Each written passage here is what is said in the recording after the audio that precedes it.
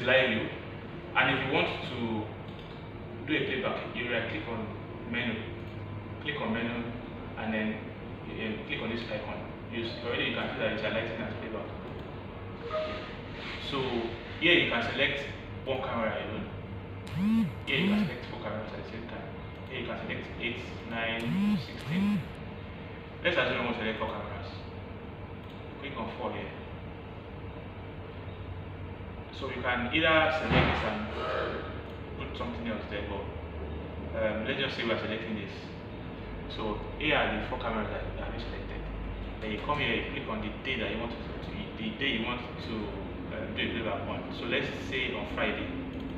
So you double click it, and then you see that this the recording times will show under this task bar here. You can, let's say you want to select this.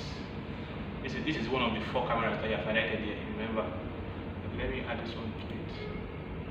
Okay, so this is one of the 4 cameras that I highlighted. So you want to click on let's say 926, or let's say 929, something that would understand. You want to see what happened.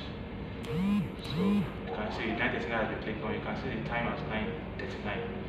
So that's just about it. And if you want to zoom, maybe you want to zoom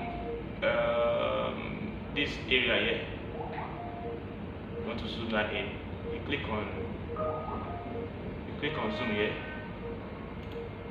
James O'Hara is currently unavailable. Then you zoom in to see activities here.